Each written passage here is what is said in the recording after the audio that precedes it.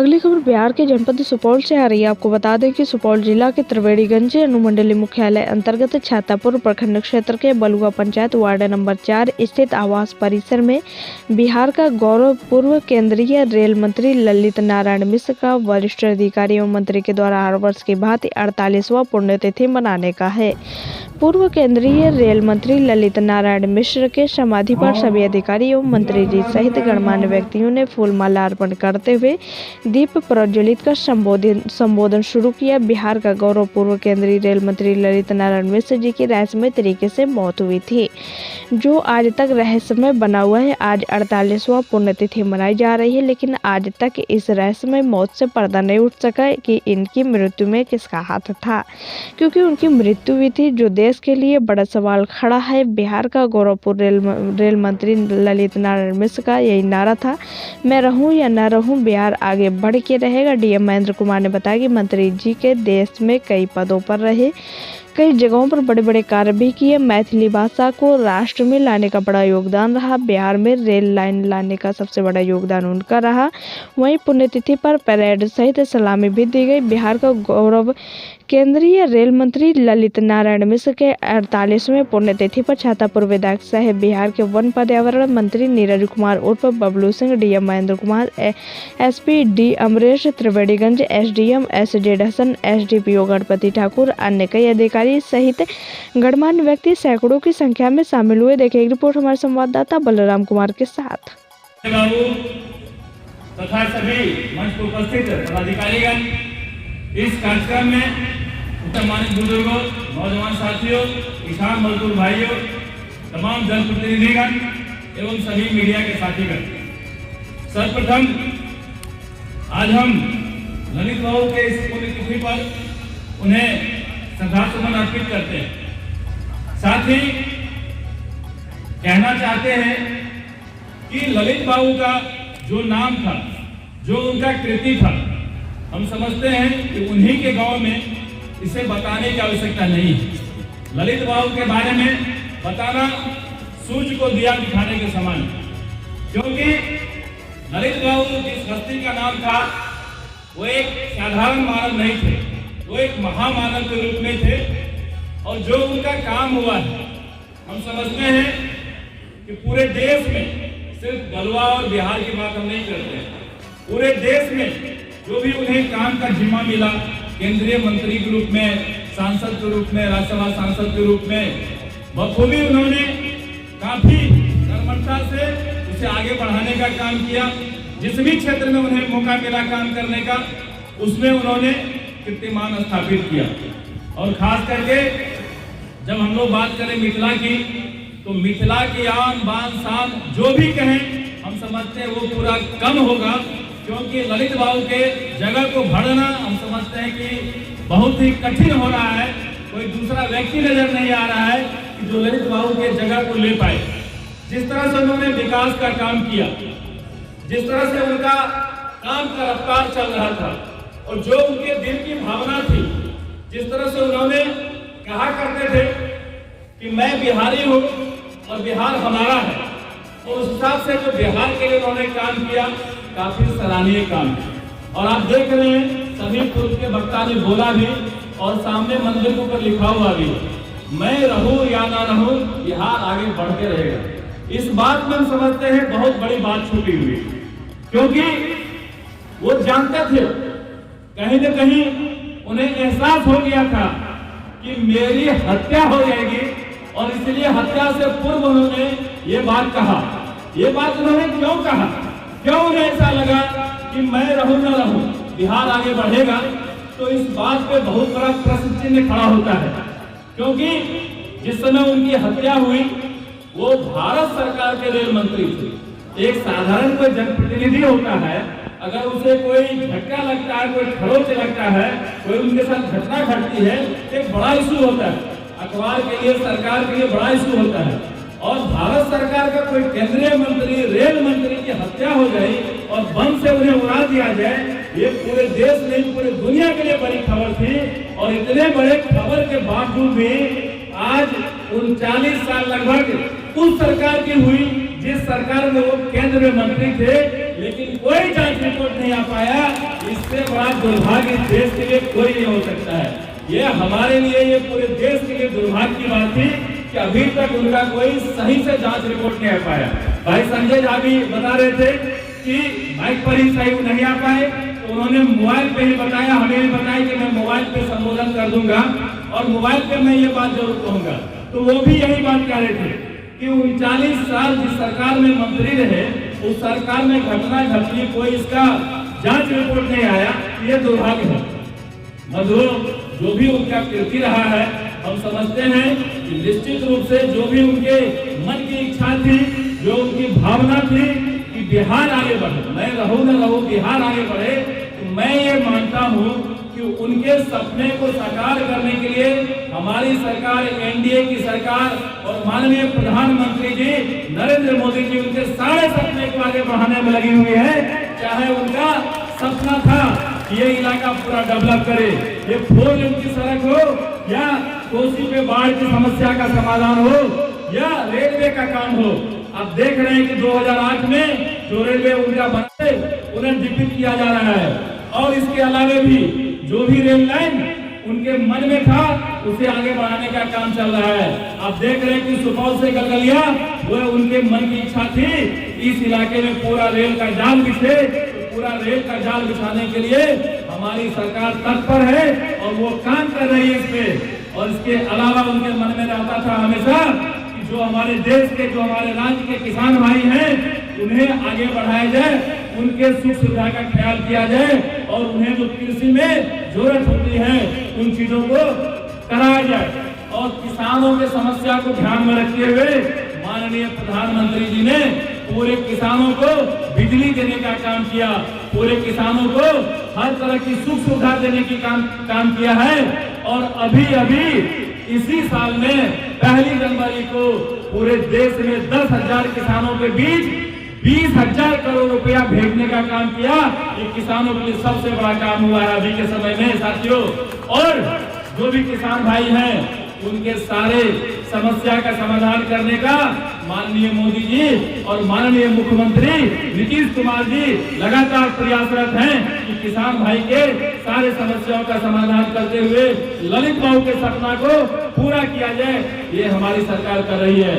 साथियों, जो नई नई समस्याएं आती रहती है, खास करके जो हमारे बीच ये कोविड का समस्या आ गया और खास करके अभी तीसरा फेज शुरू हो गया है और मुझे लगता है कि यह अंतिम फेज है। इसके बावजूद पहले फेज में जो घटना घटी, दूसरे फेज में जो घटना घटी, और इसके बावजूद भी अगर हम और आप यहाँ सही सलामत जहाँ पर बैठे हुए हैं, ये सिर्फ और सिर्फ माननीय मोदी जी का देन है, जिसके वजह से आप सुरक्षित हैं, हम सुरक्षित हैं, सारे लोग यहाँ सुरक्षित बैठे हुए हैं। क्योंकि आप जानते हैं कि पूरे दुनिया को इस कोविड ने डिस्टर्ब करने का काम किया, तबाह करने का काम किया, परेशान करने का काम किया, लेकिन पूरे दुनिया में सबसे पहले हमारे देश में वैक्सीन बनाया गया और वो सबसे कारगर वैक्सीन बनाया गया, जिसके वजह से आप हम सुरक्षित हैं। और दुनिया के कई देशों ने वैक्सीन बनाया जो कारगर नहीं था, लेकिन अब दुनिया में कई देशों ने वैक्सीन को बेचने का काम किया, अपने ही देश में लोगों को पैसे पे देने का काम किया।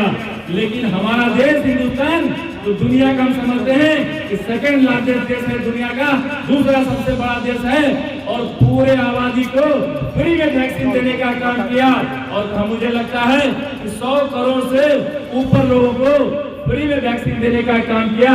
इससे बड़ा हम समझते को उदाहरण नहीं हो सकता है कि ललित बाबू के मन में जो भी सपना था अपने देश को आगे बढ़ाने का, अपने नागरिकों को आगे बढ़ाने का, अपने किसानों को आगे बढ़ाने का, तमाम सपनों पे माननीय प्रधानमंत्री जी और माननीय मुख्यमंत्री जी उसी मुस्तैदी से काम कर रहे हैं। और जो देश में हमारे नौजवान हैं, जो नौजवान किसी भी देश का भविष्य होता है, उनके भविष्य को उज्जवल करने के लिए माननीय प्रधानमंत्री जी जिस तरह से आत्मनिर्भर भारत योजना चलाए हुए हैं, उन्हें रोजगार देने के लिए, और माननीय मुख्यमंत्री जी आत्मनिर्भर बिहार की योजना चलाए हुए हैं।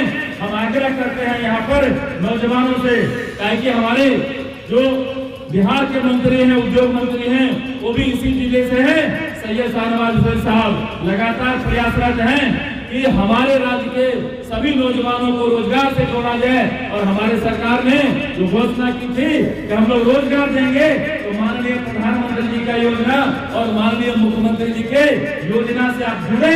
हम ललित बाबू के पुण्यतिथि पर आपसे आग्रह करना चाहते हैं कि जो भी हमारे बेरोजगार भाई हैं, रोजगार करना चाहते हैं, वो माननीय प्रधानमंत्री जी के आत्मनिर्भर भारत से जुड़े और मुख्यमंत्री जी के आत्मनिर्भर बिहार से जुड़े। निश्चित रूप से जब हमारे नौजवानों को रोजगार मिलेगा तो ललित बाबू को सही श्रद्धांजलि मिलेगी। इसी के साथ हम सभी यहाँ पर आगंतुकों का अभिनंदन करते हुए, स्वागत करते हुए मैं संजय साहब बोल रहा हूँ। आज मुझे आना था बलुआ बाजार, लेकिन मैं किसी काम से बिहार के बाहर रह गया। आज ललित बाबू का पुण्यतिथि है। खास करके देश में तो है ही, लेकिन इतना आगे हम लोगों का जनरेशन है जो राजनीति में है और कोई भी डेवलपमेंट का काम करते हैं तो लोग हमेशा उनके गए हुए 25 और 22 करीब काफी चले दिया हो गया, 45 साल हो गए, लेकिन 45 साल में आज भी कोई अच्छा काम करते हैं तो डेवलपमेंट का काम कर वो जो काम से जोड़ के देखा जाता है जब से इतना का विकास होता है। उनके आज पुण्यतिथि पे मैं उनके प्रति श्रद्धांजलि अर्पित करता हूँ, उनको प्रणाम करता हूँ। मैं निश्चित रूप से जल्द ही बलुआ आऊंगा और जो स्टेशन बना है उस पर ललित बाबू को उदित करना होगा। उसके खास करके हम जो हमारा तो बात का आज निश्चित है, पता नहीं उचित है कितना ये बात करना। बात तो है ये आज तक समझ में नहीं आता, इतना बड़ा घटना होता और ये सब बात लोगों के सामने नहीं आ इतने लोगों का सिर्फ बलुआ बात नहीं, या जो उनके परिवार के सदस्य हमारे बीच उपस्थित पूर्व एमएलए श्री प्रमोद सिंह जी, पूर्व एमएलए उदय गोयल जी, आप दोनों ने अपना बहुमूल्य समय दिया, इसके लिए जिला प्रशासन आपको धन्यवाद ज्ञापित करता है। हमारे बीच उपस्थित जिला पदाधिकारी महोदय, पुलिस अधीक्षक महोदय, आपको भी यहाँ के लोग धन्यवाद ज्ञापित करते हैं। साथ ही ललित बाबू के परिजन जो उनके परिवार के सदस्य हैं, सभी लोगों ने पूरा सहयोग इस राजकीय समारोह श्रद्धांजलि कार्यक्रम में दिया, उन्हें भी जिला प्रशासन धन्यवाद ज्ञापित करती है। साथ ही दूर दराज से आए हुए जितने भी धन्यवाद व्यक्ति हैं, जनप्रतिनिधि हैं और हमारे मीडिया के बंधु, सभी को धन्यवाद ज्ञापित करते हुए और हमारे बीच जो पदाधिकारी और सरकारी कर्मी ने पिछले एक सप्ताह से अपना बहुमूल्य समय देकर इस कार्यक्रम को सफल बनाने में अपना योगदान दिया और हमारे मंच संचालक प्रभात जी और अध्यक्ष प्रोफेसर डी झा जी, सभी लोगों का सहृदय जिला प्रशासन धन्यवाद ज्ञापित करते हुए इस कार्यक्रम के समाप्ति की घोषणा करता है। धन्यवाद। कृषि राजनेता ही सिंचाई प्रणाली पे और विभूषिका को रोकने के लिए बाढ़ नियंत्रण प्रणाली पे काम करने की सोच सकता है और आज उसी का परिणाम है कि हमने कोसी की विभूषिका को भी रोका और इसमें ललित बाबू का बहुत बड़ा योगदान रहा। केवल राज्य में नहीं, देश में वो कई महत्वपूर्ण पदों पर आसीन रहे और कई बार लोकसभा राज्यसभा में उन्होंने क्षेत्र का प्रतिनिधित्व किया। मिथिला क्षेत्र को राष्ट्र स्तर पर पहचान दिलाने में, मैथिली भाषा को राष्ट्र स्तर पर पहचान दिलाने में जो उनके द्वारा योगदान दिया गया है, मुझे लगता है कि उनके बाद उसी का एक प्रतिफल रहा है कि आज 8वीं अनुसूची में यह शामिल हुआ। अभी पूर्व के वक्ता जो उनके साथ काम किए हैं, उन्होंने अपने अनुभव साझा किए कि जो यूनिवर्सिटी आई इस क्षेत्र में और इस क्षेत्र के विकास में उनका एक बहुत बड़ा योगदान था। इवन उद्योग मंत्री के रूप में उन्होंने कई जो उद्योग थे, सीता उद्योग, ये सबको काफी जीवंत किया और उस समय जब रोजगार के अवसर काफी कम थे तो वास्तव में इस पिछड़े क्षेत्र के लिए और पूरे जहाँ भी ये उद्योग स्थापित हुआ वो काफी लाभदायक रहा है। मैं बिना ज्यादा समय लेते हुए उनके द्वारा जो भी काम किए गए हैं वो हम सब के लिए मुझे लगता है एक काफी कुछ सीखने का भी है और हम सबको उनके पदचिन्हों पे चलना चाहिए। उनका आखिरी दिन भी रेल मंत्री के रूप में इस क्षेत्र में जो रेल का जाल बिछाया गया उनके द्वारा, लेटरल प्रोजेक्ट की अभी बात हो रही थी, ट्रांसपोर्टेशन के सेक्टर में उन्होंने जो काम किया वह सब अद्वितीय है। हम सब सच्ची श्रद्धांजलि उनको यही दे सकते हैं कि जैसा उनका सपना था इस क्षेत्र को विकासशील बनाने का, विकसित बनाने का, उसमें अपना योगदान दें। उनके बताए हुए मार्गों का अनुसरण करें, उनके पदचिन्हों पर चलें, ताकि उनका जो कथन था मैं रहूं या न रहूं बिहार बढ़कर रहेगा, उस बात को वास्तव में चरितार्थ किया जा सके। बहुत बहुत धन्यवाद। अन्य गणमान्य अतिथिगण, स्वर्गीय ललित नारायण मिश्र के परिवार के सम्मानित सदस्यगण, यहाँ उपस्थित अन्य पदाधिकारीगण, इलेक्ट्रॉनिक एवं प्रिंट मीडिया के तमाम पत्रकार बंधुगण एवं इस क्षेत्र के दूर दराज हिस्से से आए तमाम श्रोताओं, हम लोग की ललित बाबू के मापदंड पे आप उसे कितना % मार्क्स देंगे? देखिए, ललित बाबू का जिस तरह से काम हुआ उस तरह से उनका नाम भी हुआ और उनके धरोहर को उनकी सरकार ने नहीं रखने का काम किया। और सबसे बड़ी बात है कि जब केंद्रीय मंत्री की हत्या होती है, 39 साल गुजर जाता है तो उनका जांच रिपोर्ट नहीं आ पाता। ये दुर्भाग्यपूर्ण है, ये मैंने मन से भी बताया। ये तो सरकार में कहीं न कहीं उनको शंका था। मैं पहले ही कहा है कि वो कह रहे हैं कि मैं रहूं न रहूं बिहार आगे बढ़ के रहेगा। ये बात उनके मन में क्यों आई? कहीं न कहीं उन्हें शंका थी, अपने ही लोगों पे शंका थी कि मेरी हत्या हो जाएगी। जिस तरह से उनका कद बढ़ते जा रहा था, जिस तरह से उनका काम हो रहा था, तो उनको ये बात का शंका था। और ये चीज़ दर्शाता भी है कि 39 साल में जाँच रिपोर्ट नहीं आ पाया। ये दुर्भाग्यपूर्ण है। आप जिस क्षेत्र के मंत्री हैं, जिस क्षेत्र से आप रिप्रेजेंट कर रहे हैं, हकीकत है वह क्षेत्र बाढ़ से प्रभावित क्षेत्र है। आपके मुख्यमंत्री ने कहा था कि पहले से बेहतर कोसी बना कर दूंगा। आज किसानों के खेतों में बालू पड़ा हुआ है। किसान यदि अपने खर्चे पे बालू निकालता है, उसके ऊपर कार्रवाई होती है, उसे जेल भेज दिया जाता है। उसे कितना सुशासन मिल पाया है? इसमें मैंने माननीय मुख्यमंत्री महोदय से बात किया, कैबिनेट की बैठक चल रही थी, उसी में मैंने बात किया। तो माननीय मुख्यमंत्री जी ने पूछा अधिकारियों से, फिर अधिकारियों ने जवाब दिया कि ऐसा कुछ नहीं है। डीएम साहब के एक एप्लीकेशन भेज देंगे और वो कोई भी व्यक्ति हो अपने खेत से बालू निकलवा सकते हैं, बेच सकते हैं। वो पूरी तरह फ्री है और स्वतंत्र है अपना बालू निकालने के लिए। सिर्फ परमिशन एक ले लेंगे एप्लीकेशन दे करके। और जो माननीय मुख्यमंत्री जी ने कहा उस पर काफ़ी काम चल रहा। आप देख रहे चारों तरफ सड़कें बन रही है, सड़क का जाल बिछ गया है, चारों तरफ बिजली हो गया, किसानों के लिए बिजली खेतों में अब लग रहा है। तो निश्चित रूप से जो माननीय मुख्यमंत्री जी ने कहा कोसी को पहले से बेहतर बनाया जाएगा, उस पर काम चल रहा है। उड़िया के लिए बहुत मर रहा है लोग यहाँ पर, किसान उड़िया ज़्यादा से ज़्यादा मात्रा में भेजा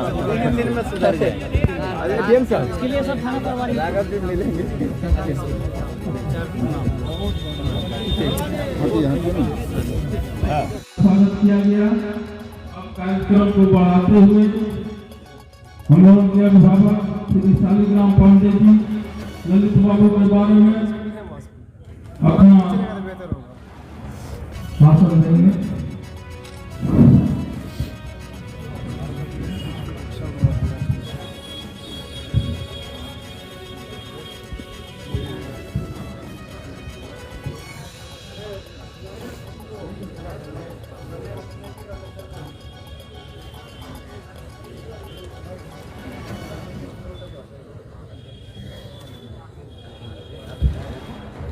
आज कैसे